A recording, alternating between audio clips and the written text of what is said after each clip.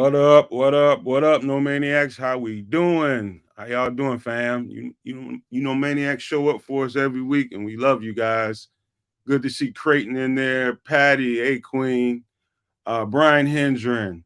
Who else we got there? Junior, King Buka. Thank you guys all for being here. And as you saw in the thumbnail, something has clicked, in my opinion, most definitely. And I think on both sides of the ball, but there's a variety of reasons why. And we're going to get into all of that here soon in detail. But first, we do have a banged up roster, got a banged up secondary in particular, and some injuries on the roster that are kind of concerning. But whenever we have problems with that, we always got one person that we want to bring into the show. There's one person only for us. And so, Chris, if you don't mind hitting that intro, brother, that would be great. Paging Dr. West. Paging Dr. West. Paging Dr. West. Paging Dr. West. Wake up, Mr. West, Mr. West, Mr. Fresh, Mr. By himself, he's so impressed. Wake up, Mr. West, Mr. West, Mr. Fresh, Mr. By himself, he's so impressed.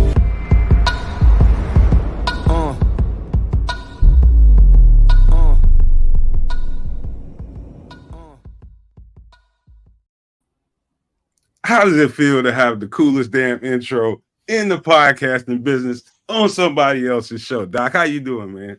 I'm good. I'm not gonna lie. I love that intro. It's awesome. I absolutely love that intro, man. It's good to see you as always, man. Like I said, when I have injury questions and concerns, there's only one person I'm reaching out to. You know who that is, man. You guys know who that is. And Doc, let's start on the lower end of everything. By the way, how have you been, man? How's life treating you, by the way? Busy, real busy in a good way, right? You know, clinic is full, which isn't good for everyone who's getting hurt, but at the same time, people getting better. That's the key, right? Getting people doing what they love, which is why I do what I do, and feeling a little better. Coming in on a Monday after a Bears victory feels a lot better than after what we've had the previous 4 weeks. Yes, indeed, it does, man. It's a whole different energy now. You know, I can feel the relief amongst the fan base. I'm relieved. You know, I'm just as normal as anybody out here. I got the same range of human emotions as you guys do. So it does feel really good. Hey, but Doc, let's start on the lower end of this. I wouldn't call it the lower end, but I guess the on the end of concern overall, I think people get less worried about concussions than you probably should be more concerned about concussions than we actually are, but that's a whole other conversation. But as far as this concussion thing goes, we have I think Shawn, who was it, Lucas Patrick with the concussion, and I think that's, from what I understand, those are the two that got dinged up this week. What is that like, and what's the process when you're ready to start the recovery process? How does that go? What's your involvement as far as what you can do with the team, not do with the team? You know, just give us some detail.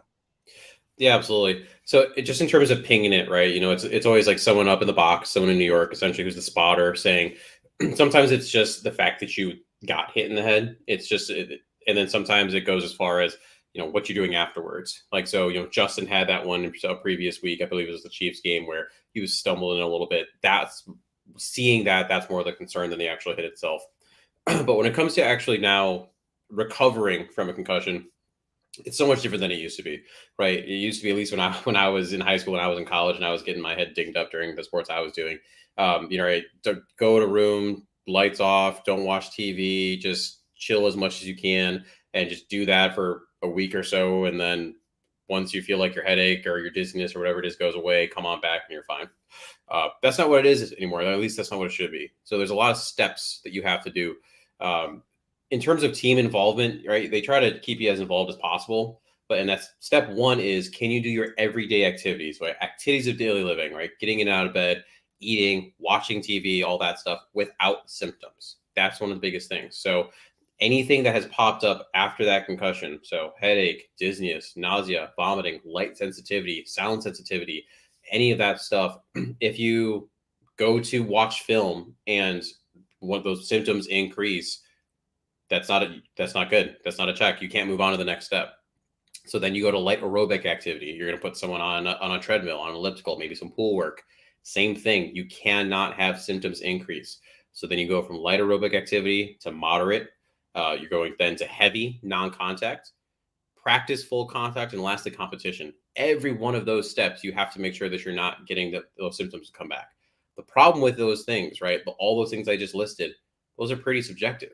You know, you can someone can tell you I do or do not have a concussion, tell you I am or I am not sensitive to that light. So it can be tough for teams, docs, trainers, etc., to really monitor how these players are doing, because a lot of players want to play, right? You know, and they're going to try to hide those symptoms, and that's where there's some next level stuff that you really do have to look at. You know, if you're looking at the knee and health there, you're going to look at muscle strength within, you know, the hamstring, the quad. You can do the same thing up at the head, whether that's there's some tests you can do for the vestibular system, that inner ear. You can test the strength of the muscles of the eye, right? So maybe your lateral rectus, the muscle on the outside of the eye, it's just not working as well as you'd like it to. And so if it's not tracking well, so you're going to have them, you know, follow objects, all these different things. You can try to catch some of these players who might be kind of pushing a little too hard to get back quickly. But at the end of the day, a lot of people slip through. You know, earlier today, I believe it was Pro Football Doc noted that 3 of the major names who, you know, got concussions this year didn't miss a single game. They're already back. And that's a problem. You know, most of the concussions I've treated, it's pretty rare that they're back before it was under a week. Well, the reason I brought that up first is because, you know, I think the sensory thing, I think, is a big thing, you know, just having control over that. I had 2 concussions in 2 different times playing football. And, you know, I didn't have any adversity behind them other than a headache during the game. But actually, you know, this may sound funny. I remember the first concussion I ever had. I felt like I was high as Rick James.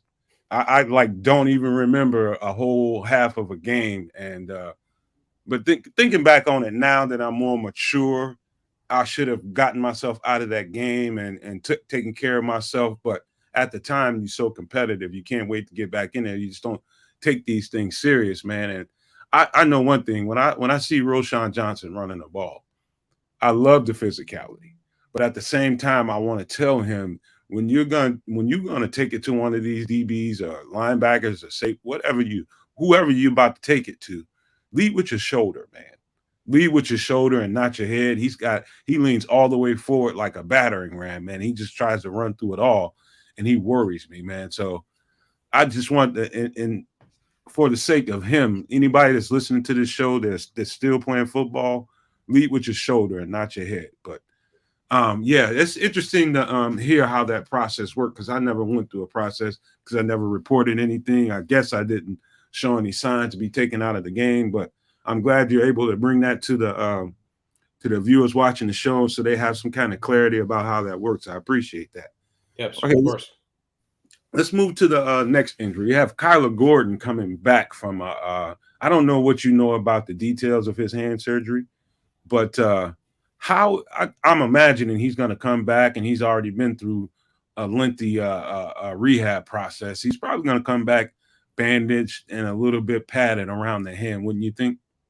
Yeah, normally, even if you didn't have, like, normal bone healing is traditionally 6 to 8 weeks. That's when you're saying that the bone itself is healed, ready to go. Now, if you add surgery to that always delays that healing process. It's just more trauma, so it is what it is.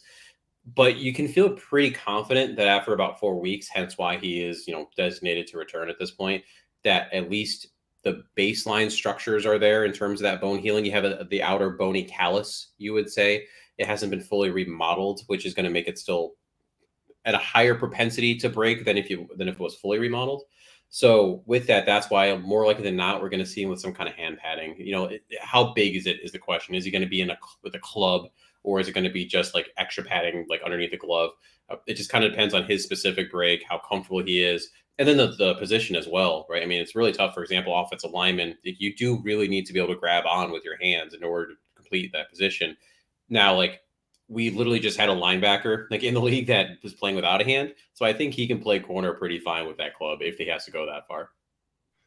I hope he doesn't have to play with a club, but it may be depending on the stage of his recovery as far as the wound, and I guess the bone structure you're talking about. Maybe you do play with one just to be on the safe side, but I just wonder how he's going to be coming back, and the football side of it we'll talk about later. But I'm always worried when someone has had a surgery not that long ago and is coming back and playing football again. How's that going to affect them long term? So hopefully he won't. Hopefully he can make it through the season and won't do any extra damage to his hand. I don't think that he'd be coming back. I don't know. How does that work? Do they go through him, or is it a decision that the trainers make? How does that work? It's a pretty, everyone is involved, right? I mean, and at the end of the day, it sucks to say, but yes, sometimes teams do push players back before they're ready, but it is more often than not still ultimately up to the player. So if that player says, hey, I am not ready to go, the team can make it a little rough on them, but at the end of the day, they're not going to go. Usually It's the other way around, though, and Jaylen Johnson is a perfect example of that. I'm sure we'll get to him a little more specifically, but Jaylen Johnson wanted to play last week. The team said no. Right? So it's usually the team having to reel the player back. So for the most part, you don't have to worry too much about the trainers are going to do what they can. The team's going to do what they can to, not just win games, but understand that these guys are important long term. Right. And since you brought it up, man, let's talk about Jaylen. Well, how long is that? How long ago has he been out? 2 weeks now, or I believe it's just been the 2. Just 2 weeks? I don't know. It must not be that severe of a hamstring injury if he's ready to come back now. Yeah, I mean, it was one of those things where you have those different grades of hamstring strain, right? I mean, everything from grade 1, which is just every hamstring strain, by the way, is a tear. It's just, is it like tiny in a grade 1? Is it a partial, which is a grade 3, or is it complete, which is grade 4? His is more in that grade 2 area. So it's not like he couldn't play the last couple of weeks. He needed some of that time to heal. But again, according to him, he was ready to go last week. But it's just safer for the long run, the rest of the season, right? And that's the thing we're almost forgetting. We're only really a quarter of the way through here, but it's a long season we still have left to play. So, him missing that one extra week is going to buy him a lot more, we'd say, healing equity down the line. Okay, one quick question off the record before we get to the last subject I wanted to talk about. Is Jaylen Johnson on the trade block for you? Really good question. For me, ultimately, it boils down to what that contract looks like. I don't personally see him as a top cornerback one, like a top 5 guy. Though that's when money is saved for people who turn the ball over, right? And he just doesn't. He really just, unfortunately, he doesn't shut down half of a field. He does. You don't put him on the other team's number 1 receiver and just lock him down. And again, like I just said, he doesn't turn the ball over heavily enough. So do I want him around? Yes, but it's got to be at my price, and my price is not, I don't think, what he's looking for. So let's just say really quickly, because I know we got to get you out of here, but really quickly, let's just say this team has started an ascent, and the trade deadline is, I think, October 31st or something like that. Mm-hmm. You're doing well. Do you still, and he's being a big part of your success. Yeah. You still make that move if there's something on the table? I'd be less likely to do so. It's at the end of the day, you don't want to make holes in your roster, right? That was the problem with this team, is that there's a lot of holes to fill. Right. And that's why there's still some issues, whether it's the pass rush or just some of the defense as a whole. But so, yeah, if you think that Justin is the guy, right? If you think that going forward that he's going to continue to play the way he's been playing the last 2 weeks, that he's going to be, a top 3 in terms of touchdowns, that he can be a multiple 300-yard game kind of passer, then no, I think you got to try to keep Jaylen to keep things as consistent as possible and to try to make this defense as good as possible. I had to get that in there, man, because I couldn't let you get out of here without getting your thoughts on that, because it's a bunch of people with a bunch of very different ways of thinking when it comes to that. But I appreciate you, and sorry I had to put you on the spot there. But hey, man, listen, I had a high ankle sprain. This is the first time in my life. I was in high school playing a game. Actually, we were in practice doing a scrimmage, and this is the first time my ankle rolled. Your standard ankle sprain is when your foot rolls inward, right? Correct. And then the opposite is a high ankle sprain when it rolls the opposite way, rolls out. And so that was always my understanding of what a high ankle sprain was, is when the foot rolls out instead of inside. Am I on the right page or am I dead wrong? So there's actually 3 different types of ankle sprain. So you're absolutely right. The first one and most common is inversion, when your foot comes in, ankle kind of goes out. You can actually do what you're talking about in eversion sprain, where the foot goes outward. And in that case, you sprain what's called your deltoid ligament. It's less common because the deltoid is this big triangle, massive one that it's kind of hard to sprain. And lastly, you have your high ankle sprain, which is where that ankle bone, the talus, goes straight up. And that's actually where you have those 2 lower leg bones, your tibia and your fibula. They get pushed outwards. And the tendon that you're spraining is actually the syndesmosis that runs between those 2. And the reason why that one takes a little longer than those other 2 to rehab is because every time you weight bear, that ankle bone is getting pushed straight up into that space I was just talking about. And you're basically just pushing those 2 bones out consistently. Okay. Because I tell you the difference for me with each one of those. I've had the one where I rolled my foot on the inside.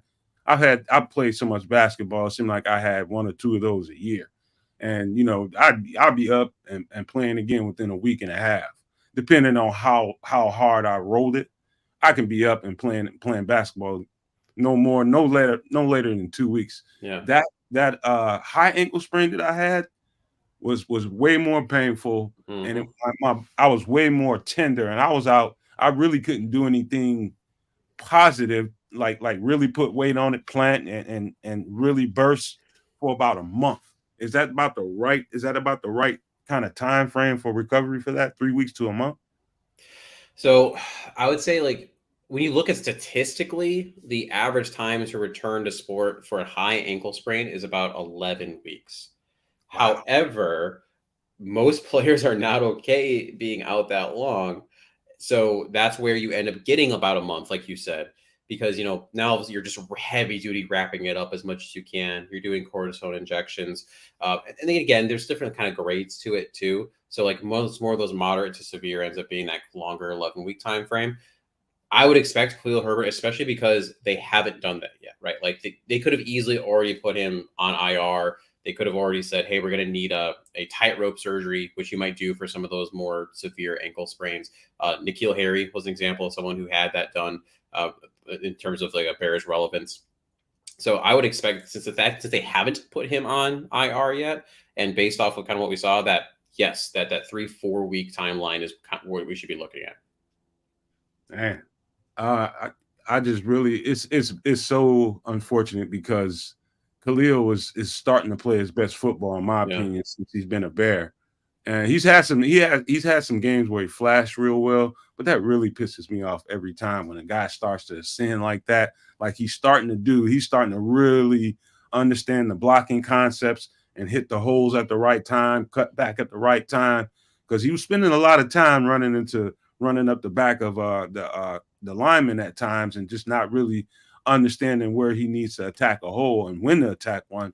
But I was just these last couple of weeks, I'm starting to see his ascent, and next thing you know, bam. And so my man Shawn is in the background. I wanted to see do you put your finger up if you got something you want to ask Dr. West before we let him out of here. We only had 20 minutes with him, Shawn. I think not. I think he's good. Well, and with Khalil being out for a couple weeks here, I think I saw you even mention this earlier. Thankfully, Deontay Foreman's waiting in the wings, and he's a guy that could be starting for a lot of teams, and that's why. I mean, you got him because you didn't know you were going to get Roschon Johnson. That's just how life works out in terms of the free agency versus the draft. But talk about an RB3 to have. I mean, again, Deontay should be starting somewhere.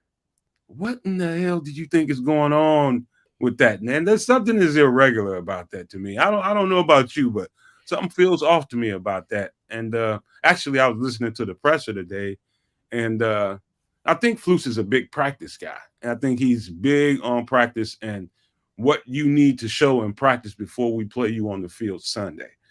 I don't know if you ever played for a coach like that, but I've had a couple. And I'm thinking like, wow, that kind of shouldn't really work in professional football. But I've been actually upset that he's not played. But I am really looking forward to that guy getting his hands on the rock this week and really showing why they brought this guy to the team. So, I love me some Shawn Johnson lately, but I worry about that guy's career. I really do, man, because until he learns how to use his pad level to his advantage and run behind them instead of his head, he may not have a long career. He keeps doing that, he's gonna come up on the short end of concussion protocol on a lot of occasions. So, hey, Doc, I don't know. I wish I had more time with you, man, and I wish you were on the show more often because I love playing your intro. I sometimes I'm just in the studio playing your damn intro, enjoying it. But hey, man, I always appreciate you coming, and I always appreciate you responding, man. So thank you for being here, man. Thank you for being the guy you are, man. You always inform the guests, and they always leave more enlightened than before you came, man. So I appreciate you so much, brother. No, thank you too. And like I said, I'm always going to try my best to pop on whenever I can. Life gets busy, unfortunately, but like I'm always going to do what I can to show you and everyone else here and all the amazing people in the chat and the Nomad Live family love when I can. Appreciate you so much, brother. And I can't wait till the next time we need you. Hopefully we don't need you that much, but just have you on to talk football, man. Yeah, right. I do appreciate you, man. Love you. And I'll see you next time, D. All right. I'll see you next time. All right. That was Dr. West, man. Hey, love that guy, man. Love the insight he brings for you guys. And me too. I'm always learning something every time he comes on here, just like you guys are. So it's not like you guys are the only ones learning and figuring out, what this is or what that is. I'm always learning something when he comes on here. So I really appreciate that, brother. But next up, I got my guy, Shawn. Are you ready to come in here, man? Because I'm ready for you, brother. My man, Shawn Sierra from SportSZone Chicago is here with us, baby. What up? Baby, in the house, baby. How you doing? Thanks for having me on. Man, thank you for coming, man. We got a skeleton crew tonight, man. I don't know what happened to Samo. Something must have happened. Hopefully nothing serious is going on in his life, but this ain't really like him to not show up and did not say anything. I don't know what's going on. Hopefully good vibes out to Samo and whatever situation he's in right now. But thank you for being here, Shawn. Appreciate you, bro. Oh, man, no problem. Hey, you know what? Like you said earlier, man, that's what we do. We show up for each other. So, and then we get to talk football. So, that's what else do you want? What more can you ask for? That's Bears right, win, talk good football. Come on, man. Let's do it. And so, the thumbnail says, and the thumbnail reads, something clicked. And it's got Flus and it's got Getsy and it's got Justin right there in a little huddle, right? And I believe, and we'll start on the offensive side of the ball. Okay. I definitely believe something has clicked. I definitely believe they figured out something. I think they've figured out what they want their identity to be. And I think part of it is, I think Getsy has tried it his way. I think Flus has tried with his influence. And the only thing left was to involve Justin and ingratiate him in the sequencing of plays. So I believe I would be willing to bet, and I think I might have said this to you earlier on your show, that I think Justin may have had a hand or is probably having a hand in the play calling and the sequencing of plays. It looked like Ohio State Justin Fields, the RPO game and sliding that ball out, taking the shots down the field, getting himself into a rhythm early and often, man. That's what it looked like to me. And so when you go look at old Ohio State film of Justin Fields, it's almost a carbon copy of what we've seen the last couple of weeks. He seems comfortable. He seems real comfortable. He's gotten better protection. And I think, and we talked about it, you mentioned it earlier, you think Larry Borom has plays a big part in it. I think I agree with you. But definitely Tevin Jenkins coming back to the left guard spot, moving Cody Whitehair to the center spot, which is his best spot. And then Nate Davis, who's finally, has finally been able to get out from under that heavy cloud after his mom passed, after her illness. And he's back to playing football. And I tweeted, I've said it on my show plenty of times, when those three get together, okay, that the two starting guards in the center that they anticipated, the run game is going to be better and the pass pro is going to improve. When the pass pro improves and there's nobody in Justin's face, man, he can sit there and pick you apart. Let's not get it twisted. Justin can pick you apart from the pocket.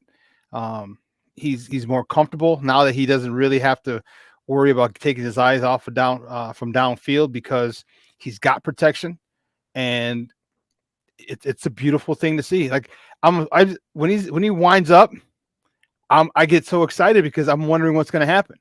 All right, because if he throws it to DJ Moore, like the great thing about someone like that, he'll throw a 12-yard pass, 8-yard pass, break a tackle like he did last week, and now he's off to the races. Now he doesn't have the cheetah speed, but not too many people are going to catch him unless you got an angle or you're already deeper than him in the field. So this guy is a playmaker. There's a lot of good stuff happening. Justin looks, like I said, comfortable. He doesn't look like he's thinking out there. He looks like he's actually having a lot of fun. He looks like he's back in grammar school and high school where he was the man, and he just knew stuff.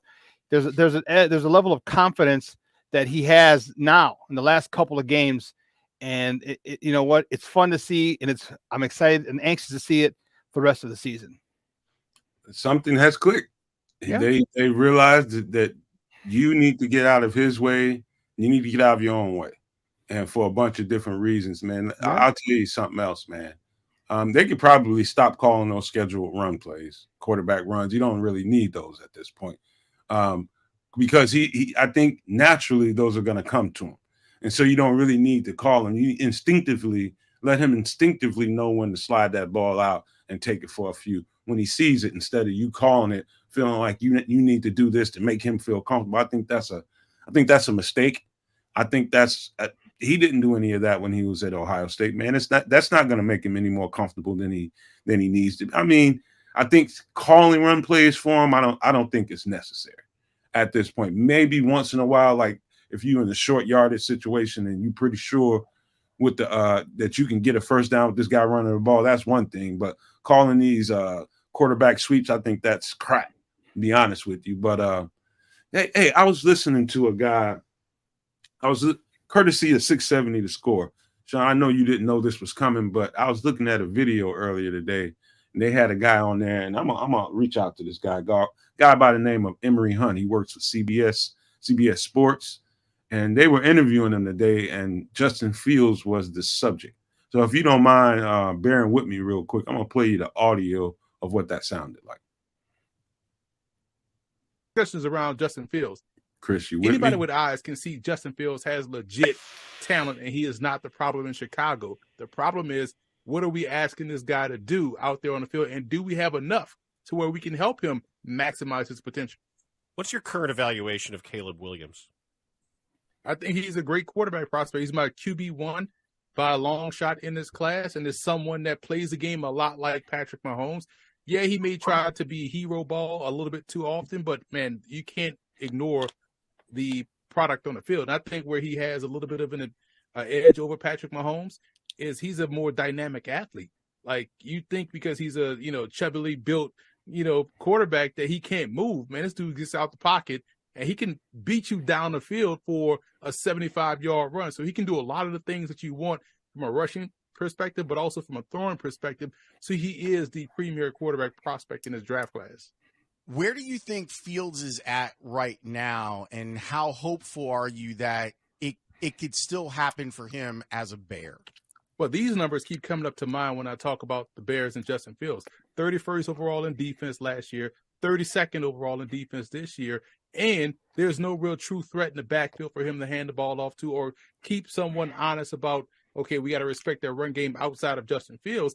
And he has, DJ Moore. That's great. That's one target. There needs to be more. So I worry about them not being able to stop anybody since he's been a full-time starter there, as opposed to him as a player. Him as a player, it's funny because I bring this up to Giants fans after they told me, well, Daniel Jones has 15 touchdown passes and 5 interceptions in year 5 or year 4 was him, earning his contract and taking the next step. But Justin Fields did that in his, second year as a full-time starter, and also had 1,100 NFL rushing yards on the field. And all we saw last year was them in a lot of big games, high scoring, couldn't really stop anybody, but yet all we hear about is Fields is not the guy. No, he is the guy. They need to be more around Fields, and their defense has to be better. You can't lose a Roquan Smith and think you got better. You can't lose a Khalil Mack and think you got better defensively. You can't lose these players and wonder why you can't stop anybody and blame the quarterback. So I feel like Fields is right where he needs to be, and someone smart will realize that and then say, hey, you know what? Let's give him a Marvin Harrison Jr. Let's get him a Jared Verse or a Chop Robinson, someone that get after quarterback, and let's continue to build around a good, young, talented quarterback. What have you thought of the way that Brock Purdy has come along in his development? Brock Purdy is the red herring example that people love to throw out there. Well, look at Brock Purdy. Look what he's doing. Brock Purdy is in a situation. How does Brock Purdy look any different than Nick Mullins, than C.J. Beathard, than Jimmy Garoppolo, than Sam Darnold in the preseason, than, when healthy, Trey Lance? How does he look any different than anybody else, right? But the good part about Brock Purdy is that he's doing exactly what's asked of the position by that particular offense. So you got to give credit to Kyle Shanahan. You got to give credit to Brock Purdy. I know Brock Purdy has to be living right because they don't catch his interceptions. He has thrown a lot of potential interceptions, but he's playing within the system. And that is perfect for him. It's perfect for San Francisco. He's maximizing his opportunity. And I think that's the most important. It's not like Brock Purdy is playing a game at an elite level physically, but from what they need him to do, in conjunction with all the elite talent they have around him, Christian McCaffrey, Kyle Juszczyk, George Kittle, Trent Williams, Brandon Ayuk, and also Deebo Samuel, he's doing a fantastic job. Well, this gets back to what Lawrence was saying about Matt Nagy and the idea of having a rigid vision for how it's supposed to look when properly executed, when your eyes and your brain are in the quarterback and you're able to just sort of deploy him like it's a video game. What I would say to Matt Nagy is, you're not Kyle Shanahan. Like that's the difference. that he's sort of conducting his experiment as if he is Kyle Shanahan. And I think that's, to your point about visionary coaches, some of these guys just see it better.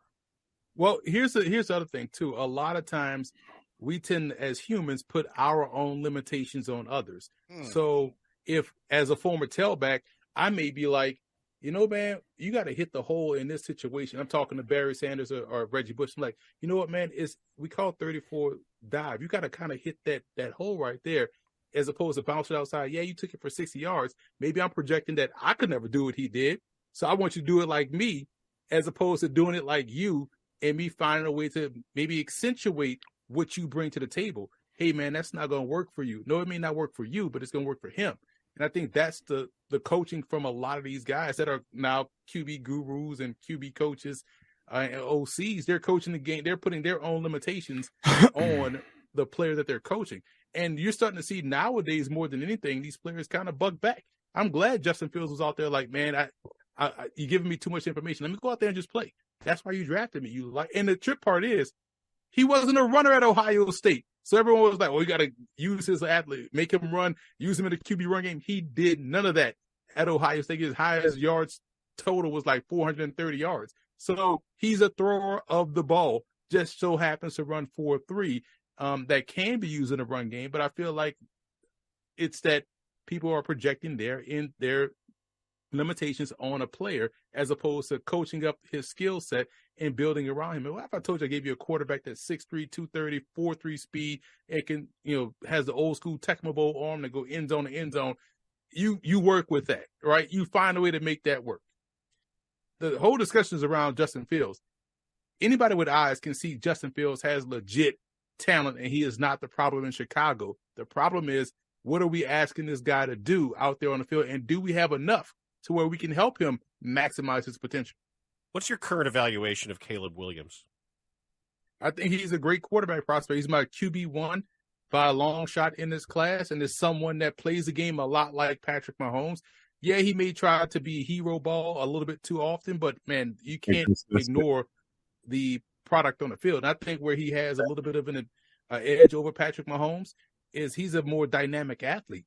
Like, you think because he's a, chubbily built, quarterback that he can't. Thanks.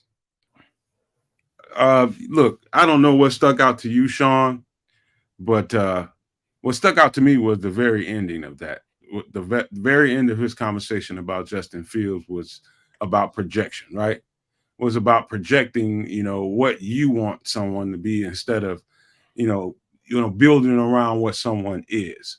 And I listened to and I'm going to point fingers a little bit, but I'm not trying to.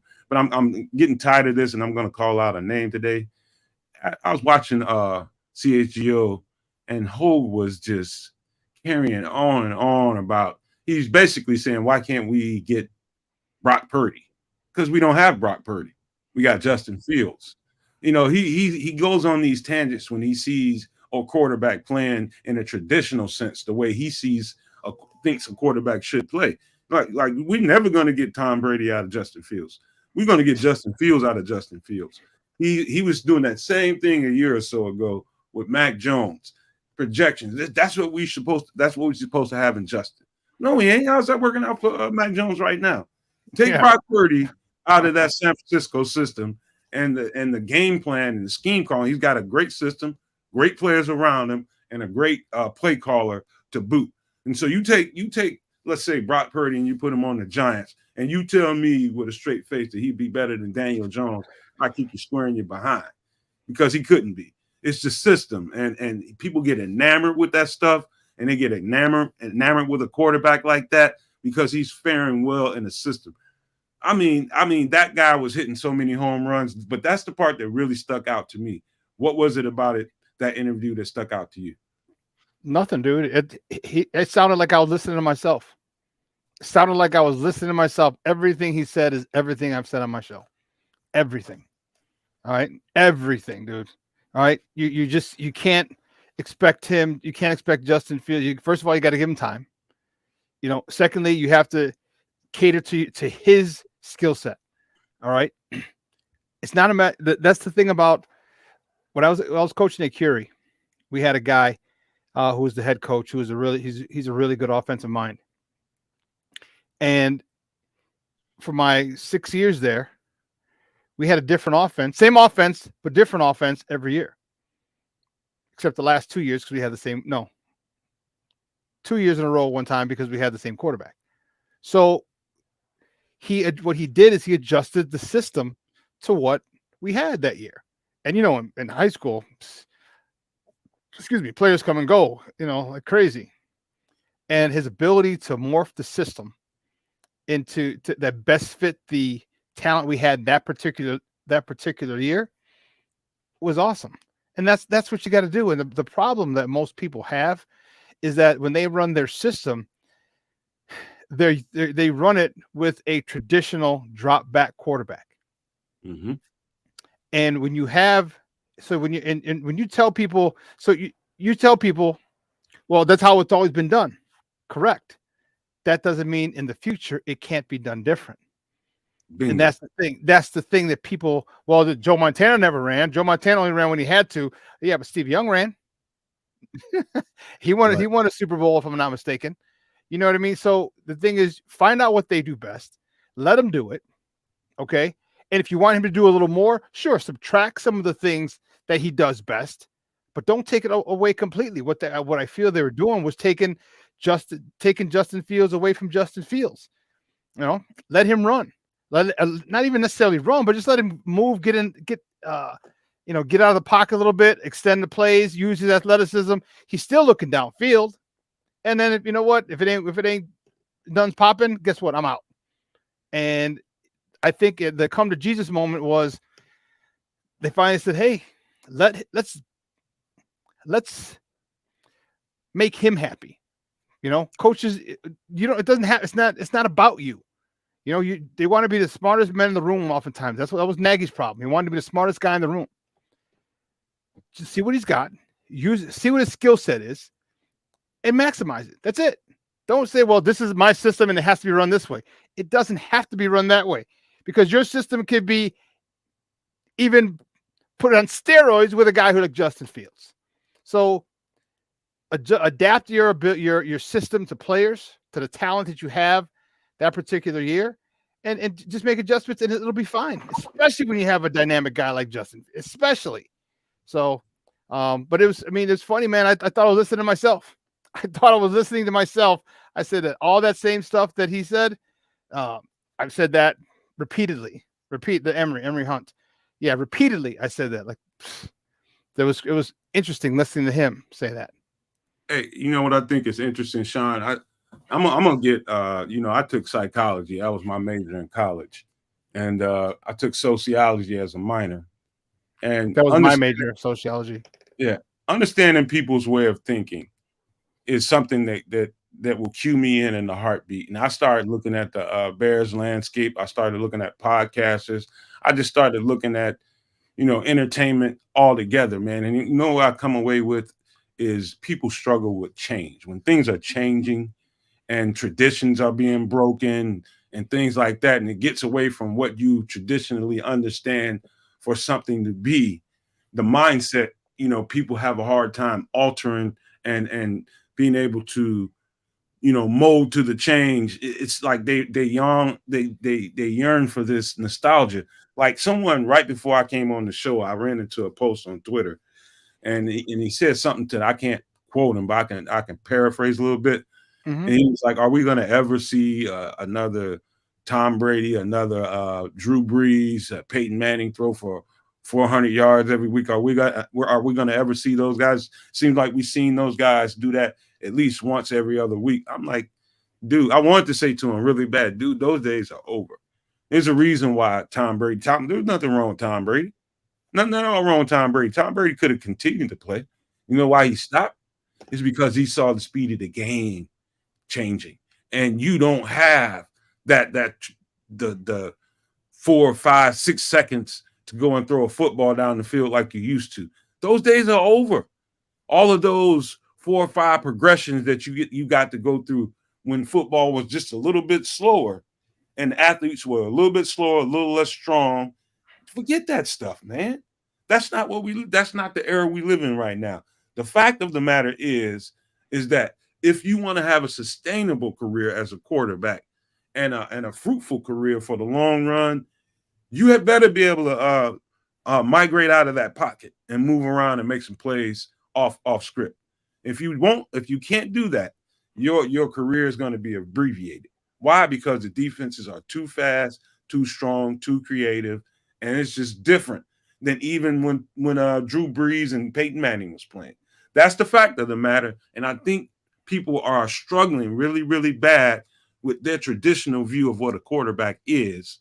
And Justin Fields is at the front line of that change, and I think people are having a hard time accepting that.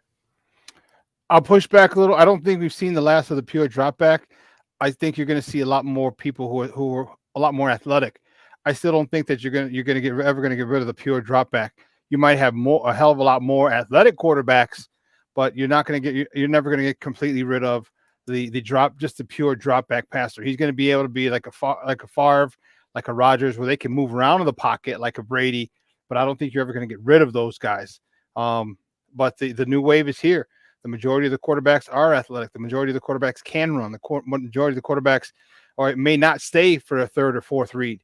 After the second read, maybe if they're lucky, the third read, they're out because they have that ability. Change is scary for a lot of people. All right. Change is scary for a whole lot of people. And let's just keep it a buck. A lot of it has to do with, the black quarterbacks are the ones who are the athletic ones. All right. Remember not too long ago when we were too stupid to play the position? Remember that? And all of a sudden now you're revolutionizing that position. People don't want that. I mean, think of everything the change. You go back to the disco days. People didn't like disco. Why? Because it was played by mostly black people. All right. A lot of people don't like the NBA because they'll make jokes. Why? Because it's mostly black guys playing. Same thing with the NFL. Even when it comes to the comp, Shawn, you start talking about Justin Fields. First thing people want to do is comp him to Mike Vick. They want to comp him to some other black quarterback. You can never get a comp to Peyton Manning. You can never get a comp to a Tom Brady or a Drew Brees. It's always, okay, we think his his ceiling is Mike Vick or something like that. That's really a slight to me.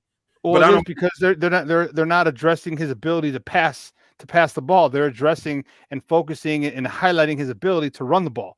See, because Mike Vick was a good passer. Wasn't a great one, okay, but he was good. But he was obviously known for running away from people. So they want to put him in that category. It's just another slight, as you said. Just I can't wait for a Jalen Hurts to win a Super Bowl or a Justin Fields to win a Super Bowl. All right, because now you're going to break that mold. Now you're going to break that mold and say, okay, well, this is the way the quarterback position can win a Super Bowl. I don't need a Tom Brady, a Drew Brees, Drew Brees, excuse me, or Peyton Manning. I don't necessarily need that type of quarterback anymore, although you can still win with those. But now the better chance to win is with this type of quarterback. So I can't wait till one of those guys wins. Like a Russell Wilson. All right, Russell Wilson, I guess, kind of. Steve Young, I guess, to an extent, but give me a younger cat now to win a Super Bowl. A guy who's, what is Justin Fields? A running back? Is that what they call him? You know what I mean? It's like, come on, man, this dude is kicking ass and taking names. So, it's just they don't like the change. They don't like the change agents. They don't like that. They don't like that. That's why you think everyone's so stuck in like an 85 Bears. They're stuck on the Butkuses. They're stuck on the, rest in peace, Dick Butkus. But they're stuck in the old thing. They don't like change because a lot of it's scary. It's scary. You know why? Because a lot of times change is something that people can't do. That's why they're scared of it. They can't do it. Think of our parents. All right. Hell, some of us at my age, maybe I'm not even sure how old you are, but even your age, with computers, with technology. That's changed. How many people 45, 50? I don't even know. I just check my email and go on a website. That's it. You know what I mean? Like I can barely do that. That's change. It comes out of their comfort zone. It comes out of and oftentimes in society, unfortunately, and football is a microcosm of society. You fear what you can't understand. What was it, Nas? You fear what you can't understand. That's right, and that's the truth, man. And I don't want to beat a dead horse, but I think that needed to be spoken to. Because for a good while, everybody was just, and I think it's always unfair to me to compare guys to another guy. Man, they're their whole ass individual self, man. They don't care to be compared to anybody.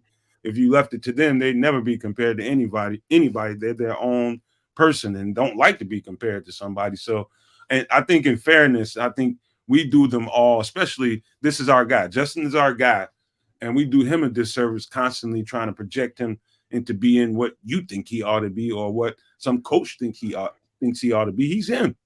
Yeah. He's who he is, man. And I think we're just now scratching the surface and learning that when you allow that guy to be him and be himself and be the aggressive Justin Fields that he is, provide him with a clean pocket and make him comfortable back there. You've seen 2 weeks in a row that this dude will rip you apart. So you can just forget about a lot of those safeties creeping up in the box, trying to take the run away from Justin. You better get your ass back.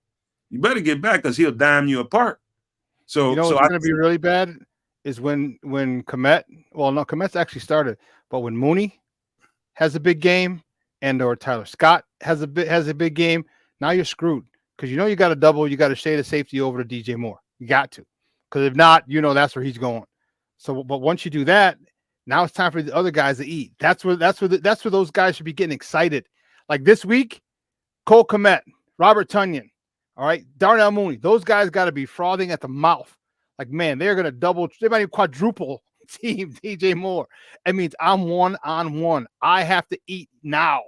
And if you start, what's going to happen is if Darnell Mooney starts getting, 85, 100 yards, Tyler Scott gets 60, 80 yards, Cole Kmet, 65 yards and a tutty. Oh, man, are you still going to stay double teaming DJ Moore and say, let these other guys beat us when they've shown they can beat you? Now as a defensive coordinator, you're screwed because if you don't double team or don't shade the safety over to DJ Moore, now you're asking for problems. But now when you have comfort from Justin saying you're double teaming him, you know what? I'll come back to him later. Darnell Mooney, boom, on a corner route, got him. Cole Kmet sitting in the middle, first down, got him. His ability to spread the ball around is going to be huge for him because now defenses are really, really stuck. And you can sit there as a defensive coordinator and say, well, DJ Moore is not going to beat me. But you're going to continue to double team him when he's not catching the balls, but Darnell Mooney is, Cole Kmet is, Robert Tonyan is, Tyler Scott is. Are you not going to do something to stop them? Are you going to be that proud? No, you're going to stop because you're going to try and win that game. And once you do, man, DJ Moore is like, I'm here.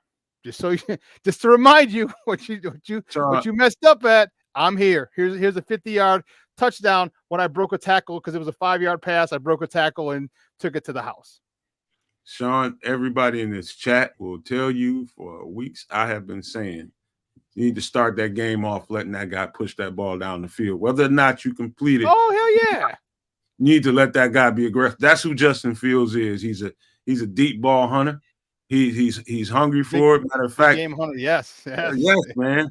I said the minute when that happens, whether he's successful or not, but now he's tasting success at pushing the ball down the field early. Now you really better watch out because now he can now that the coaches know like he can really get after a team with that long ball accuracy early in the game to really back a defense off and really get that run game going. So I'm telling you guys right now, there's a reason why I chose the wording something clicked.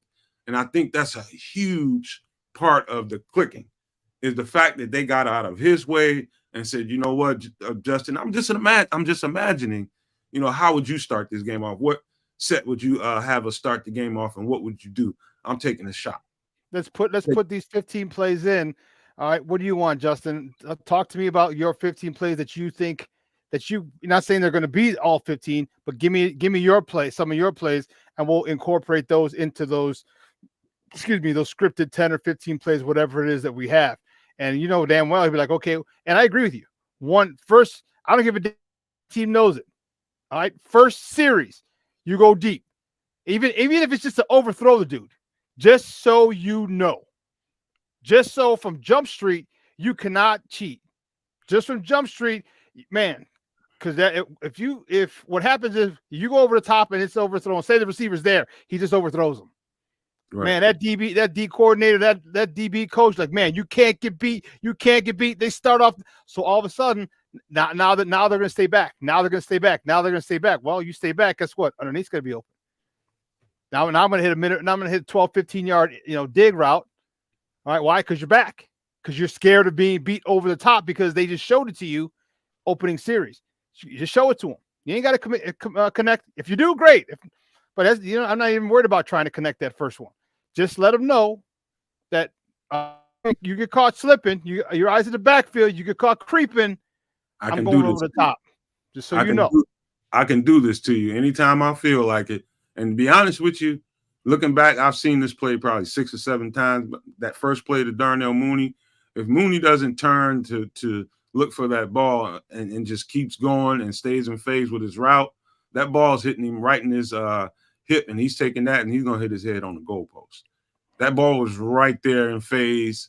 That's a mistake on Mooney because Mooney turned around and looked for the ball. I think he just wasn't sure because I think he got kind of nudged on the play and wasn't sure if that altered his route or Justin's ball or anything like that. But if he stays in phase with that route and keeps going, that ball hits him square in his hands, and he's going to hit his head on the goalpost. That was a touchdown.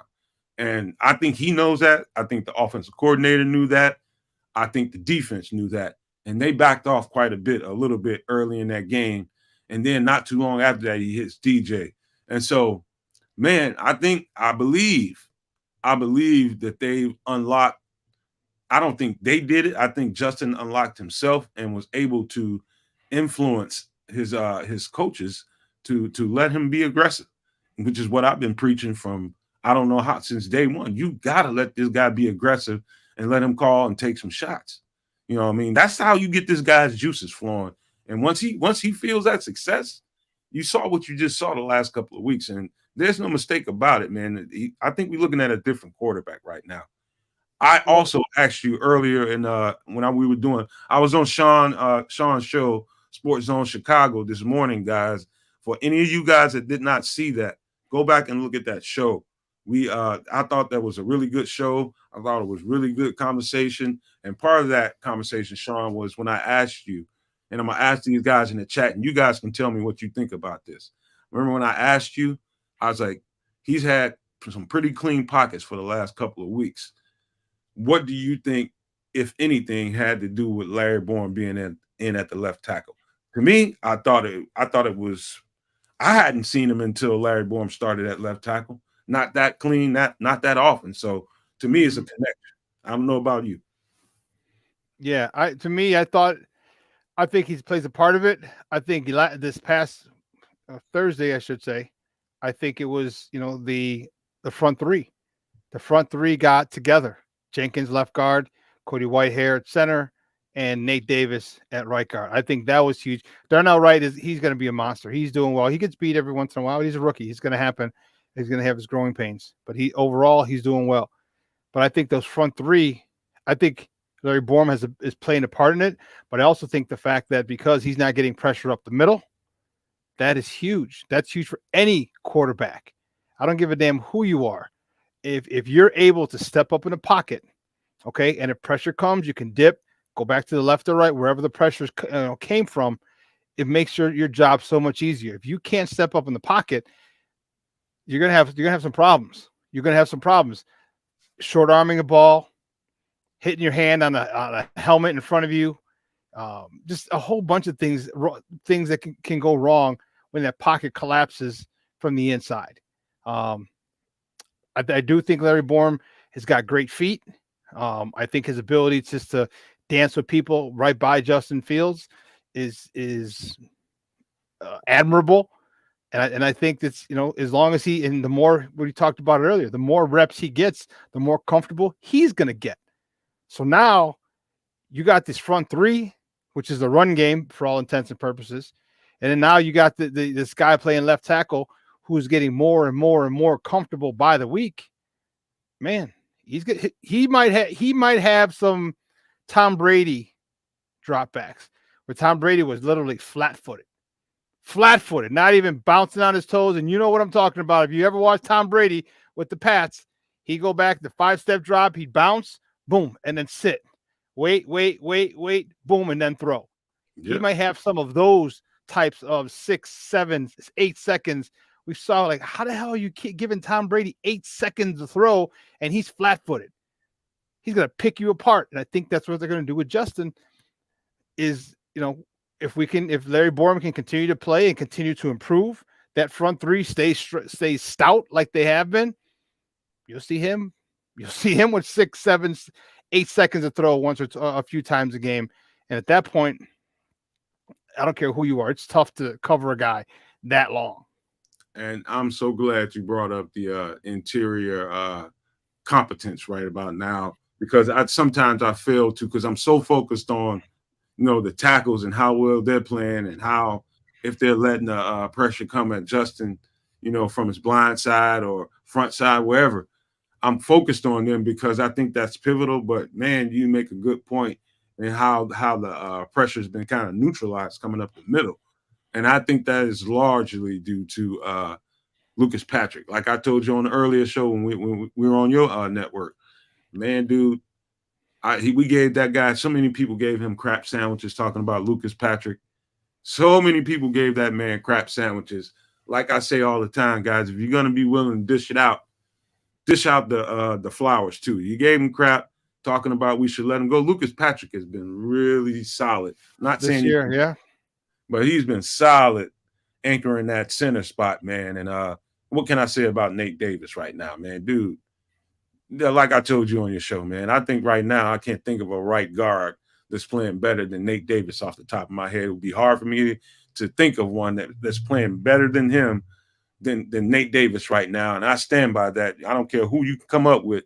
I think Nate Davis is one of your top right guards in the league right now. And not having that interior pressure is largely due to what Nate Davis has brought to the game this week and what Ja'Tyre Carter was able to bring to the game previously. So, man, it was it's a collective, but I think you did right by highlighting those interior guys.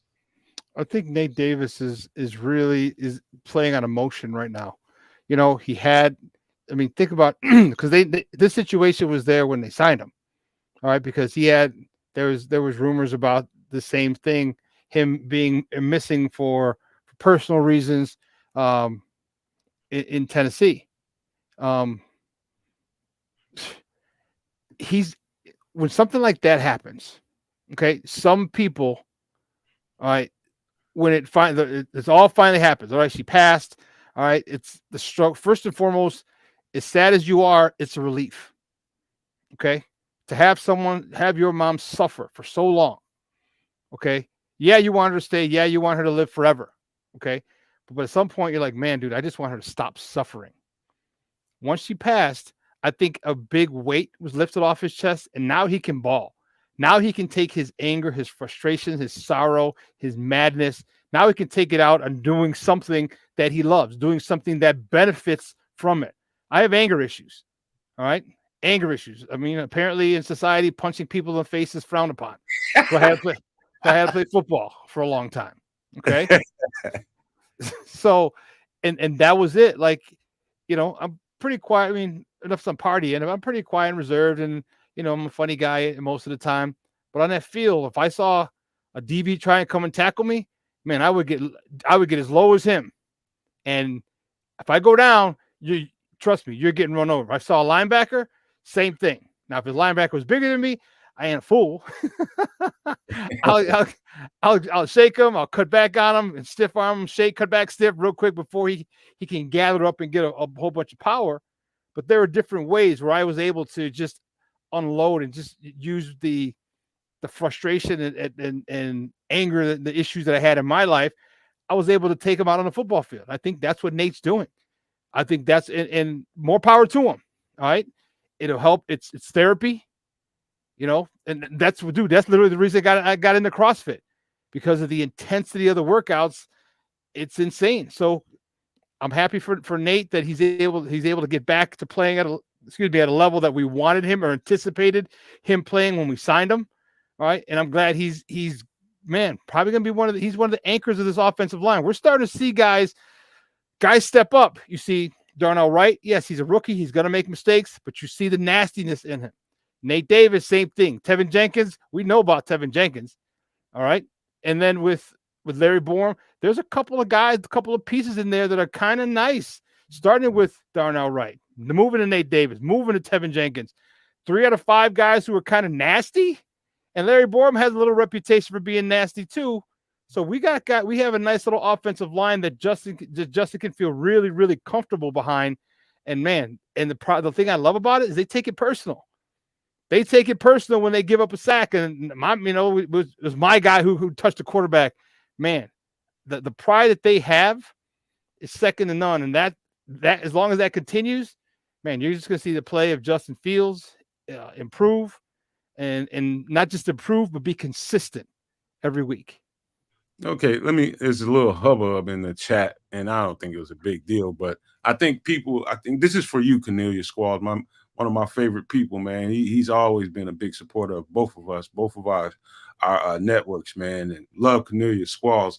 So let me point this out for Cornelius. The reason why I'm highlighting Larry Bourne and the difference between Larry Bourne and, say, a Braxton Jones, not because I don't support Braxton Jones, and I think Braxton Jones is going to be a hell of a left tackle.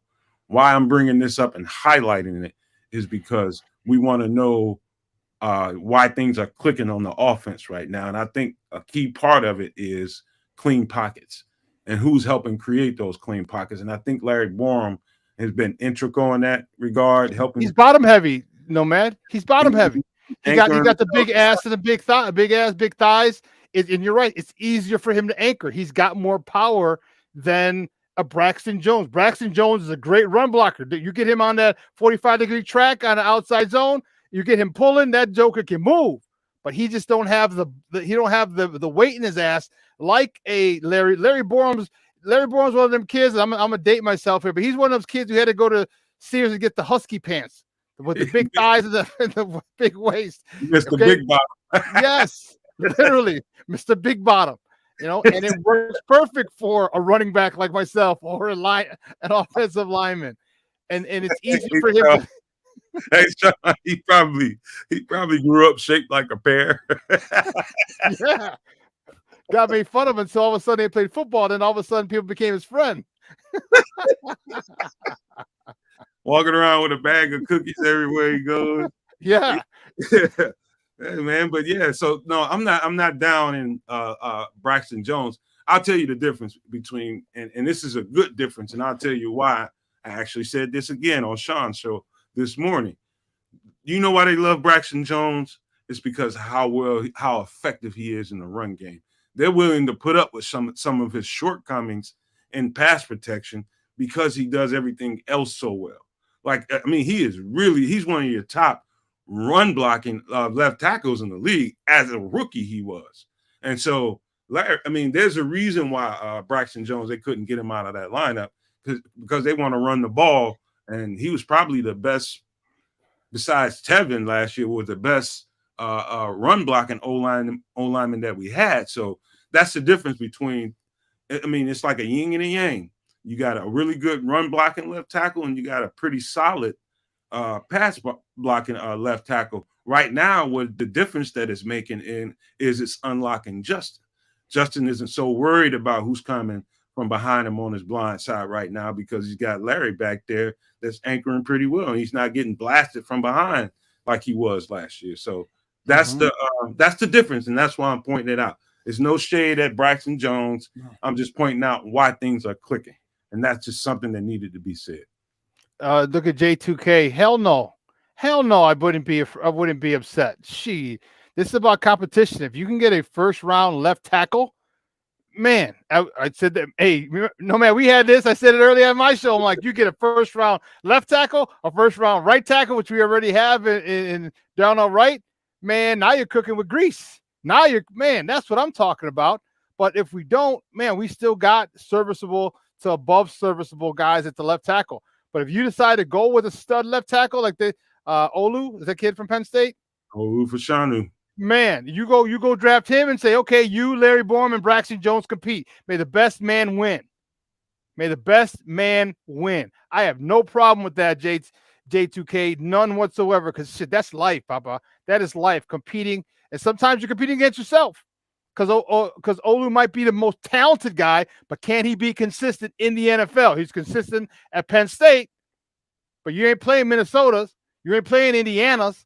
Okay, you're playing against the best of the best. Can you be consistent at this level? And again, let the best man win. So everybody's hooting and hollering about Olu, he is an absolute. I mean, you talk about blue chipper. He should be in the dictionary right next to a blue chip because he's the dude. He's a dude. And he's scary looking, dude. Like he's scary looking. And some dude that big, like that ripped as an offensive guard. Like I saw his arms. I'm like, okay, offensive linemen's arms are usually big, of course, but they're not cut. They're not ripped. And we start sweating. He gets the gleam on him. Like he looks like a bodybuilder. Like damn, dude. Like this dude looks like, and he's svelte. That's the thing. Like he's not a big sloppy 300 pounds. You know what I mean? Like that dude looks. He looks like Tony Mandridge. Oh no, no. Tony Mandridge looked like that. It was just for the wrong reasons. No, he was bulky. He was bulky. He wasn't cut. He was bulky because of the juicy juice. I got one for you, J2K. Before I flip to the other side of the ball, I know you already know about him, but the chat does not. So do me a favor and tell him who he is. But there's another stud, and I brought him up on your show too. Couldn't remember his name, but Barlissimo helped me out. Another stud nobody's talking about is damn Zion Nelson from Miami. Another stud left tackle. So just going to say that, I'm going to give y'all a little head up into what's going to be happening in the offseason, man. We're going to bring that draft coverage to you guys. Best believe this is going to be one of the best draft coverage networks there is out there. To me, we the best. But, that's a whole nother conversation. But Zion Nelson, that's the guy to pay attention to, man, outside of Olu Fashanu. I think those guys are awesome. But, hey, before we flip to the defensive side of the ball, I want to make sure you guys hit the like, share, and subscribe. Make sure you hit the notification bell so you know, in case you didn't know we were doing an impromptu show today, the notification bell would have told you. And like Don Burr likes to mock me all the time when I say this, that's how you show your solidarity with the network and what we do. That's how you tell YouTube and the algorithm, you like the content and you want more of it. You have to tell them by sharing, and subscribing what you see so that they are sure that this is the kind of stuff that you want to see, and it sends them the message. So make sure you do all those things for us, guys, man. We need all of that. Love you guys anyway. But let's flip to the defensive side of the ball because I think outside of Justin being able to get in the comfort zone and getting his thing rocking and rolling, I think Flus, and I'm going to be honest with you, man, he must be watching our show late at night. Because they're doing exactly what, and everybody in the chat will tell you, I've been preaching this for weeks, talking about the stuff on the offensive side of the ball. And what I'm about to tell you on the defensive side of the ball, you have to get aggressive. But let's start, before we get into that, let's start with some news. Because a week or so ago, I think Chris asked me, what would I do? I think it was after the Denver game. What would you do? How would you fix this? No, man. What would you do to correct what's going on defensively? He was under the impression that we were short, and he's still under the impression that we don't have the talent. I refuse to believe that. I believe we have plenty of talent. I think it's how you're applying those guys and the style and the sequencing of the plays that you're calling, playing back, playing catch with offenses that are hyper aggressive. You can't let the offense dictate what they want to do. You know, you have to dictate when that quarterback throws the ball and what they're going to do. If you don't, you're going to be playing catch and you're going to be taking L's every damn week. And so it's like he's been watching this network. And I told Chris when he asked me that question, first thing I would do is hire a consultant. First thing I would do is hire a consultant on the offensive side of the ball and the defensive side of the ball.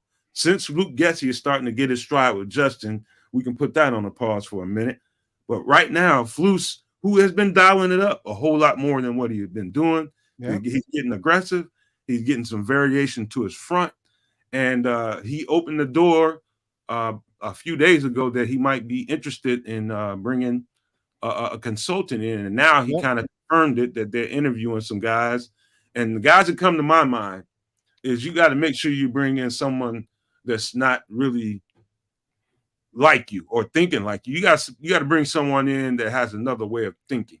And so to me, since you spent like $50 million on a middle linebacker, I think the first person at the top of your priority list should be Leslie Frazier. And a close second, since you're getting ready to play the Minnesota Vikings this week, and this guy got railroaded when he was in Minnesota. Excellent coach, Mike Zimmer, who probably wants to smash a crap pie in their face. It'd be a good time to hire him right now. And he's an excellent 4-3 defensive coordinator. He runs some really, really hyper, morphed out fronts in the 4-3 blitz scheme. And I think both of those guys would be the first two people I would call. Yeah, he mentioned it again today, where he's, they're looking at people, in his presser, he talked about having those guys prep, so they're a week ahead. So if we're playing, who do we got this week? Who's at the stadium? Who the Bears playing this week? I don't even remember anymore. Minnesota. So they're already looking at Vegas. So he gets a new guy. They're looking at Vegas. All right. So when they come in on Monday, Vegas is broke down. Vegas is broken down already, with a little, tweak here or there, depending on who's injured and who's out or whatnot. But having someone like that he trusts and said, all right, here's what I see. Here's what they've, and their job probably, they're going to go back and look at, okay, let me look at last couple of weeks of Vegas, the last 3 weeks, just to see any change in personnel. Okay. And then let me base my game plan off of that. Here's what I see. Here's what I see. Here's what you can do, blah, blah, blah, blah, blah. So when you hit the week running, so on Monday, you come in, all right, you get the game plan. All right, you can go home, take it home, study it. And on Wednesday, when you come back, you hit the ground running. We don't have to work. Install, be quick. All right. And we can get to work immediately. I think that's going to be so huge. Talk about working efficiently. And you know what? I wouldn't be surprised if teams started doing that, or if teams don't do that already, is have some of the younger, I don't know if they could pay them, but some of the other coaches, yeah, I guess you really can't, because you're working with your position every time. What if that's a trend? What if that becomes a trend where you do start getting guys who scout a team or two, for the week, a week or two in advance, so to have everything ready on Monday, because it makes sense. It makes a lot of sense, because now you have the game, you have the whole plan written out, and now you just follow it. Makes sense. Makes a lot of sense. So to me, now I'm gonna ask you this question. Coordinators are really, really, they really, think on their own, and they don't really think they need help. Where do you think that idea is coming from? You think that's coming from upper management or on his own? I think it's coming from upper management. I think it might be coming from Poles, or it might even be coming from Kevin Warren. I would not, if they're not going to say, but if it ever leaked out that it came from Kevin Warren 5-10 years from now, I would not be surprised. All right, because he's got no ties to Poles. He's got no ties to Eberflus. Yeah, I wouldn't be surprised if it put it this way, I would be surprised if it didn't come from up top. I'd be surprised if it didn't come from Poles or Kevin Warren. But go ahead, Shawn. I just like it. I like it because now as a coach, and he's double duty Ratcliffe, so he's got the head coaching gig as well as the D coordinator. So he don't have time for any of this stuff. So he needs somebody to get all that stuff together. So on Monday or Sunday on the plane ride home, if they're away, all right, here's what we got. Here's what I looked at. Look at this, and this.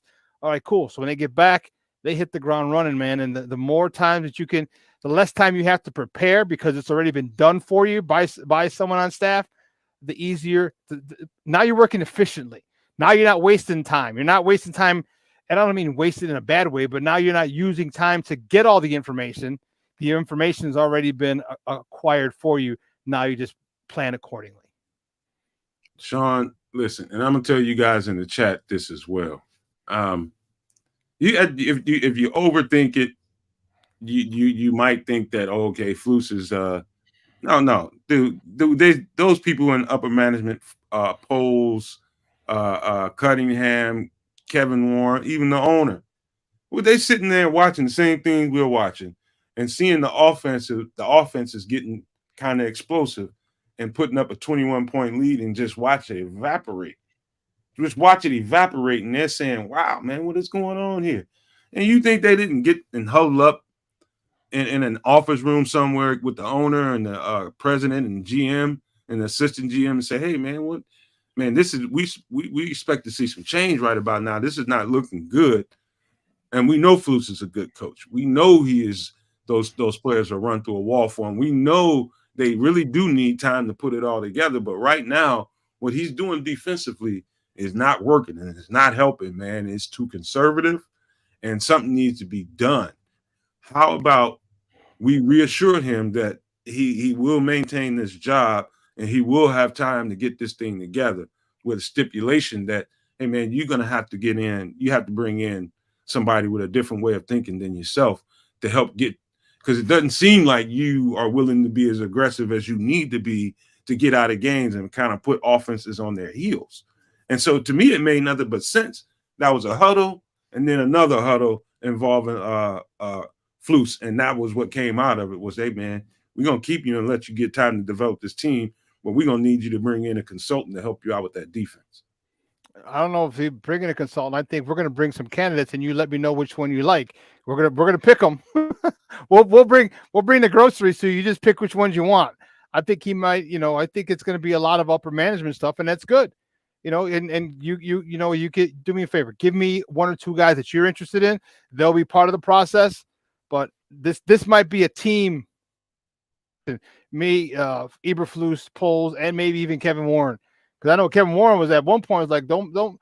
He's like that parent, like that one parent, like, don't make me go over there. Don't make me go. You're supposed to be handling that stuff. Don't make me go over there. I'll beat all your asses. You know what I mean? Right. He's the kind of guy, and so maybe it's going to be a true organizational decision. Like, okay, here's a 3 or 4 guys we want. All right, Eberflus, pick it, and we'll see if we all like it. And I think it's important that you do get somebody who's different. I think it's someone who is a contrarian, who can poke holes in your thought process, in your logic, in your reasoning. Because if he can poke holes in it, so can someone else. Shawn, now you know this, man, and this might be a funny conversation because you're gonna get to thinking about the middle linebacker you grew up with in high school and college, man. Those are certain kind of people, man. Those are to be a middle linebacker and play middle linebacker in the era that Flus came up in. You have to almost be like a mule and crazy almost, and really, really, really stubborn. And so I honestly, before this last game, I was just like, man, I know, and he knows he needs to be aggressive. He needs to send multiple people on blitzes. But I don't see it happening because he's conservative and he's still stuck in the mindset that I can get home with 4, and it's not working. But he's going to keep on trying to do it. And obviously somebody interrupted that way of thinking and said, hey, man, you're going to have to get more aggressive or we're going to have to do something. You can't keep going about this the way you're going about it. You keep on talking about I can get home before I just need time. No, no, the hell you don't. You don't have plenty of time. You need to get a little more aggressive, man. Send some more guys, get this offense rocking and on their heels, or we're gonna have to do something. You know what And I so like that he did? You know what I like that he did? I love the pressure at the line. I love the pressure at the line because now you don't know who's coming. You'll have 6, 7 people at the line, and like, okay, I got him. Well, I got him. No, I got him. Well, you know, and now you're making the offensive line think. Now you're making them work, literally. And offensive linemen don't like to think. They like to react. But when you got guys, there's 2 guys in the A gap, and then you got a guy over the guard, or the A gap. Then you got a guy over the tackle. Then you got a guy outside the tackle. Like, okay, well, who's coming? Because that guy outside the tackle comes, does the running back have him, or does the tackles fan out? Does the guard fan out? What do we have here? I love the crowding of the line and then dropping back into coverage. It makes it a lot more difficult for the offense to figure out who's coming and make sure, especially if you have any youngsters on these offensive lines, it's very easy for them to get confused, to get overwhelmed, miss a block. You miss a block, then you miss a block. It's a lookout block. Because look out! Sorry. There you go again, Shawn, picking my mind, man, because that's the next thing I was going to. Part of what you just said was I think he's figuring out his defensive front rotations and figuring out, you know, who works, who plays off well better with the next person. You know, like I think I can remember one combination a few times that I thought looked really good. It's just off the top of my head was Dexter and DeMarcus Walker. I think those 2 guys, I think they're getting some kind of gel with one another on the field. I think Billings and who was it? Billings and DeMarcus Walker on the inside, I think look well too. I think he's figuring out combinations of his you know, the variations of different things that he wants to do up front. Just who works well, plays off well with one another. You know what I mean? I think that's really important on your defensive front. Just see who, like when you want to run games and different things like that, twist stunts, you got to see who works well off of each other. Oh, yeah. And it might take a few weeks to figure that out. I think he's starting to get an idea of who's working well together. Yeah, I agree with you. And people you may not understand that it does. There are pairs that work better with each other. There are pairs, you know, when it comes to twists. Like he comes right off my ass, or he makes a wide turn because he's quicker. You know what I mean? If it's a TE or ET stunt, you know, and this is why I want Noah Sewell in there. All right. Or I want him just to get, because I like his aggressiveness. I like his anger that he plays with. It's a controlled anger, rage, which is what you have to play with. And he's come off the corner before. I like to see him in stunts. I like to see him get small, dip his shoulder on a tackle, on a guard, you know, and get by him. And he's a lot more athletic than those D linemen. And man, the quarterback, you got that dude coming at you. You know, that dude's a missile. He's a heat-seeking missile. So I'd like to see him get some more time, you know, with that pressure, that 5th guy. And if you're getting pressure with those 5, man, that secondary is going to look really nice because that ball's coming out a half second sooner, right? Or it's coming out later because the other quarterback's out moved off his spot. I just want to see somebody. There's no one that I see. Ngakoue maybe, who's just relentless. All right, you trip him, you cut him, he jumps back up. I mean, he's fighting. I just need guys like you're watching San Francisco, and you see the way that some of those players. Grown-ass man, Shawn. Dexter was a grown-ass man. Yeah. Don't get me wrong, but I mean, there's when you see a guy who's, and maybe Dexter can get to that point. He can get to that point where now he's on 10 at all points. I rest in between plays, but he's on 10 and he's coming. Like literally, like Sewell. Noah Sewell's that dude. Like he's coming. Like he's not the fastest dude. I told you he's not the fastest dude. But man, if you hold a ball carrier up and he tugs that leg more than twice trying to get away, you better be careful because Noah Sewell's coming to put his face mask through your chest or through your ribs. That's the type of hustle that I want. Like, oh, let's go get him. And I think there's so much talent. I think that Eberflus is really starting to get used to it. And I think he's playing with it. Okay, cool. Let me get this guy. Let's try this. Let me try this. And the more he gets, every week that goes by, the more and more comfortable he gets with getting his pairs together. All right, I want these two guys on the inside because Walker obviously can do inside and outside. Right.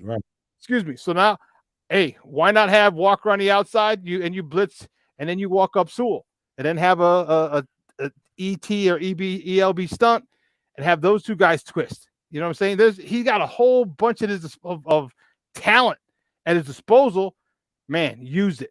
He's got to do a better job of using it because you have talent.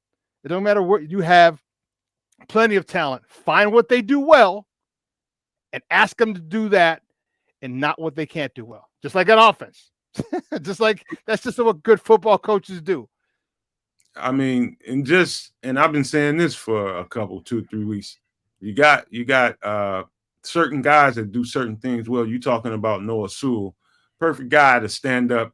You know, if you want to morph out your front a little bit, put him on the edge, but then don't have to put his hand in the dirt. No, send him 100%. Put him out wide, you know, in a wide 9 and send him that way. Yep. I mean, there's different things that you can do and still be a 4-3 front. It may look like a 3-down lineman. Yep. You know what I mean? But, you know, in a traditional, you have to give up the traditional way of thinking and morph those fronts out and hype them out to it gives confusion. Like you said, it's nothing worse to an offensive lineman like, oh, I don't know what the hell is going on. I think I see what's about to happen, but I really don't know. And the confusion, I mean, what we're about to see this week is another version of this is like crazy Bill Belichick. We're about to deal with this week in Brian Flores in Minnesota. Man, this dude, he is the king of absolutely just confusing the SHIT out of your offensive line because he's constantly coming up with different variations of blitz packages, whether they all come, whether they all fall back, or only one comes and fourth. I mean, it's just all kinds of crazy that goes on in his packages, man. And so you got to be really coached up and you got to be really disciplined as an offensive line to be able to defend something like what Brian Flores is bringing to the table. See, what I think Flus would really benefit from is somebody that really has a mind like that. Somebody that can really see the talent for what it is. Your Noah Sewell's, your Tremaine Edmonds, your Yannick Ngakwe's, your guys like that, and use them in a variation of ways that really, really confuse and give you an advantage. And that's what you're looking for. You're looking for an advantage, and you're looking to speed up the and get guys off schedule, the quarterback off schedule, dictate when he has to throw the ball, not him dictating where he wants to go with the ball. And so that's all you're looking for is to speed up the timing and get an advantage. And so far in the last game, I barely start to see it, but he definitely called like probably double, triple the amount of blitzes I've ever seen him call, whether he was here or whether he was in Indianapolis. I've never seen that many blitzes called by an Eberflus defense. But I think he got the message. And if he continues down this road, guys, don't be surprised if Eberflus keeps his job and this team starts doing well. Because I think they've unlocked something if they do that. You know, if in the Flores, they're gonna have to play a lot of man. Then if he's bringing a lot of, if he's bringing pressure from a whole, they're probably gonna have to play a lot of man. If they play man, Justin, and DJ Moore are cover one killers. Man, he does his best work there. Derek, yeah, I'm looking at it. Yeah, I'm looking for a NASCAR package. Yeah, I think Noah, Walker, Dexter, and Sewell. Man, I love it. I love it. Just get those guys in, hand in the dirt, 2 or 3 point stance, and go. Give me a twist, give me a stunt, man, and go. And just get to that quarterback. You know what? Let's meet at the quarterback a couple times a game. Hey, Shawn, you want to do me a favor? If you care to, and I'll challenge the guys in the chat too. If you care to, go just review some of the defensive plays in that last game and watch Yannick. Watch how he feints like he wants to get his hand down. He knows he's supposed to get his hands down in the dirt, and he waits until the last second to kind of like ease his arm down there like he wants to appease the coach. Like, coach wants me to have my hand in the dirt. I'm going to reach on down here like I'm putting my hand in the dirt, but I really ain't. I'm about to just blast off. He really doesn't want to have his hand in the dirt on every play. He wants to be up and be more effective. He sees himself as a more effective player that way, or else he wouldn't be fainting it like that. He's basically indirectly telling his coach, like, dude, you ain't got to put my hand in the dirt every damn play, man. I can stand up like Michael Parsons and be just effective as he is. Mm-hmm. How about you have some imagination and move me around? Let me blitz up the middle sometime. Blitz. I would love. I was thinking that with Sewell, but you could do it with Yannick. You know, if you have Yannick, you have say Ngakwe, you have Walker, and you got Billings. Have Billings and Walker, or Walker and Billings slant left. Yannick come right up the middle, come around all of them, come right up the middle, right up the A gap, and with his speed, if the center hangs on to Billings a little too long, you ain't getting Ngakwe, and he's coming right up the middle, right in that quarterback's face. Dude, I used to love drawing up plays as D coordinator. I was a D coordinator. Dude, loved drawing up plays. I had a few, and luckily I was blessed with a lot of talent on my team at Curie, and I had guys that I could run all kinds of twists. I'd done X's, TE or ET stunts on both sides. It was, man, I want to see some of that type of stuff where it just blows the mind and of an offense, and they're looking at palms up like, wait, I thought but he came, but where did he? That's what I want to see from offensive linemen. So far, I'm not trying to pat myself on the back, but everything I've said from week to week, it seems like Matt Eberflus is either watching this late at night with a rum and coke or something, man. He's just like, you know what, man, this guy that's kind of a good idea. If you listen to Matt, Coach Flus, next thing you ought to do is watch some Cowboys film and start looking at how they use their most effective pass rusher. Mm-hmm. Why he's not isolated on an edge with his hand in the dirt. He's everywhere. He's standing up as a linebacker sometimes. He's standing right in the middle of the right behind the nose guard, ready to blitz right behind him. Yeah, stacked. Yep. Yes, they're using him. They're using their best weapon on defense in ways that disrupt the timing. And that's all you're looking for. You're just looking for a disruption, man. So don't be so stuck in your traditional way of thinking what a edge rusher is supposed to be. Use your edge rusher and be creative, man. Think about your defense outside of the box. How you help these athletes that you have be more explosive and more effective. Because if you get it right up front, all those athletes you got behind them are just going to feed off of it. Man, they're going to eat. So, yeah, I'm looking forward to this week. I'll be up in the box, trying not to cheer. I told you what happened that first week I was there with Green Bay. No. So I'm in the press box and early in the game, and I was getting frustrated because the Bears weren't doing much, and then the swing pass out. Green Bay has the ball. Swing pass out from where we're at to the right side of the field. Green Bay's left, and he evades one guy, and then Tremaine Edmonds just wallops him in the flat. Gain of 1, if any. I'm in the press. Yeah. Oh shit. I just put my head down for like a minute. I didn't even think I watched the next play or two. I was just like, shit. Man, and I was sitting next to a girl from ESPN, and she's like, "Your first time in here?" I was like, "Yeah." She's like, "It happens to a lot of people. Don't worry." I was like, "Oh man." Jumped up out of my chair and everything. Luckily, I was in the second row because in the press box they have 2 rows. So I was in the second row. So a lot of people didn't see me. They heard me because I don't know if you know I have a very loud voice, but yeah, it was embarrassing, man. I just jumped up and I got fired up because I get fired when I see bad football being played or miss simple things that are not. I get frustrated because as a former player, I paid attention to detail, and then as a coach. Same thing. I had my players pay attention to detail. And when I see it not happening at the highest level, I get frustrated. And man, just embarrassed the hell out of myself, dude. That was crazy.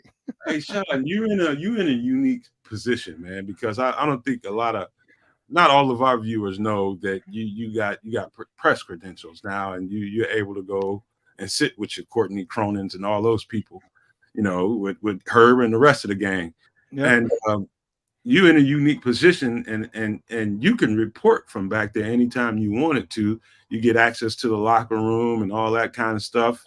And so Shawn is blessed in that way, and we're blessed as a network to be associated with Shawn in that regard, man. So, and even before that happened, I had a lot of respect for Shawn because, the minute and the second I reached out to him, he opened up to me, and without regard, he made himself a friend to me, and I really do. And I just wanted to say this to you publicly, man, so that people understand what this is for me.